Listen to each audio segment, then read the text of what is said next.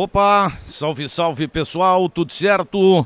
Vamos chegando na área nesse vídeo para falar sobre o empate do Internacional com o Corinthians, aqui no Beira-Rio, onde transmitiu o jogo pela Rádio ABC no placar de 2-2. O Inter enfrentou o líder, tá certo. O Inter enfrentou um time muito bem treinado, também é preciso levar em consideração.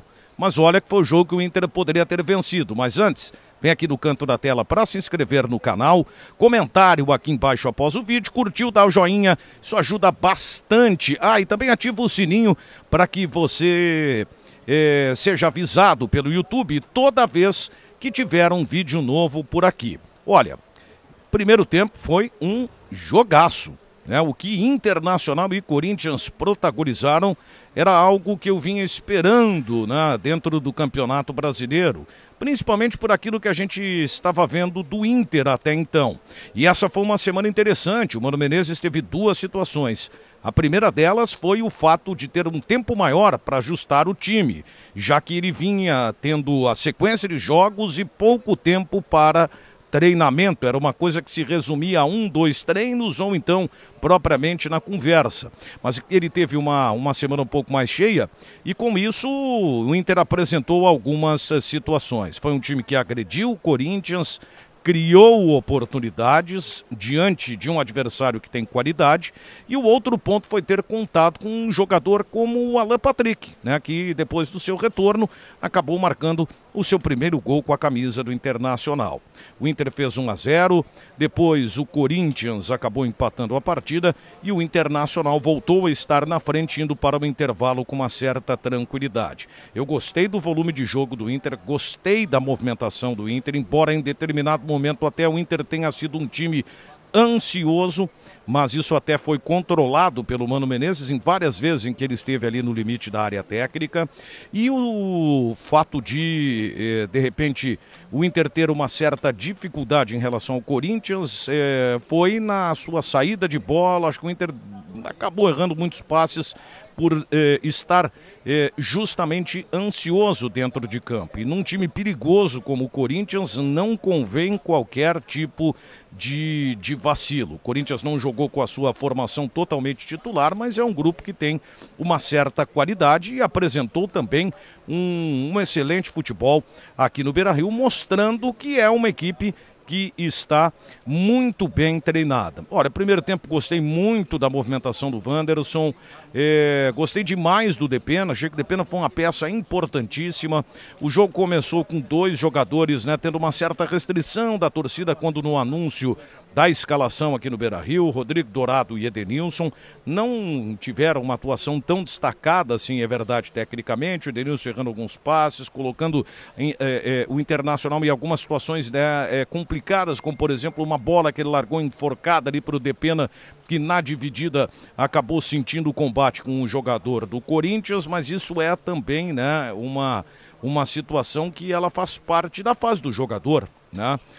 Há uma implicância em relação ao Rodrigo Dourado e até acho que em algumas situações se justifica. Ele não é um jogador muito rápido na saída de bola, e o Edenilson errando alguns passes, né? Mas na média realmente foi um primeiro tempo, olha, de qualidade do Internacional, que realmente deu um patamar bem interessante a este jogo, fazendo essa partida, eu não vou dizer a melhor até agora, mas um dos grandes jogos desse Campeonato Brasileiro até agora, pelo menos nestas 6 rodadas. Eu estou ao lado do José Carlos Kaiber aqui, que esteve comigo no futebol da ABC. Kaiber, dá uma chegadinha aqui. Vamos falar um pouquinho do que foi essa vitória, esse empate do Inter, né? Era para ter sido até uma vitória pelo volume de jogo do Inter, né, Kaiber? Com toda certeza, Daniel. O Inter conseguiu produzir um volume de jogo na primeira etapa, principalmente, você citou com muita precisão, criou inúmeras situações.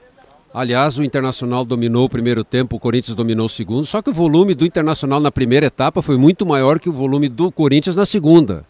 Então, pelo que produziu durante todo o jogo, se tivesse que haver um vencedor, seria o Internacional, só que o futebol não é feito dessa forma. O futebol é feito de aproveitar as oportunidades que teve. O Internacional teve muito mais e não conseguiu, vamos dizer assim, concluir melhor a gol para poder ter uma vantagem maior dentro do resultado que lhe desse uma tranquilidade dentro do jogo. Não. No segundo tempo se recolheu demais, o Corinthians colocou o Jô na frente, mudou toda a característica de jogo do time, do Corinthians e do Internacional também. O Internacional no segundo tempo não se encontrou e o resultado para mim foi justo. Legal, valeu. José Carlos Kaiber é meu colega da Rádio ABC, foi o comentarista do jogo aqui no Estádio Beira-Rio e como o Kaiber salientou e bem, né, o Inter não conseguiu jogar no segundo tempo, né? Jogou muito mais, ou ficou muito mais restrito ao seu campo. E aí com o Alan Patrick também ainda não tendo condições de jogar a 100%, não estando 100% em condições de jogar, o Mano Menezes acabou sacando esse jogador e colocando o Pedro Henrique. E aí depois o Inter voltou a atacar o Corinthians, mas foi insuficiente para buscar algo que ele poderia tranquilamente ter construído no primeiro tempo ou até mesmo na segunda etapa, se tivesse mantido o ritmo dos 45 minutos iniciais. É o Corinthians, o líder do Campeonato Brasileiro, é um time muito bem treinado e o Internacional dentro da média, né, principalmente pelo primeiro tempo, acabou se portando de uma forma bem interessante em relação, né, aos outros jogos com o Mano Menezes de treinador. Tá bom, gente? Deixa um comentário aqui embaixo se você gostou da atuação do Inter, o que te agradou, o que não te agradou, vem aqui no canto da tela se não está inscrito, dá um joinha, ajuda bastante, também clica no sininho, porque daí o YouTube vai te avisar toda vez de vídeo novo por aqui, tá certo? Fui!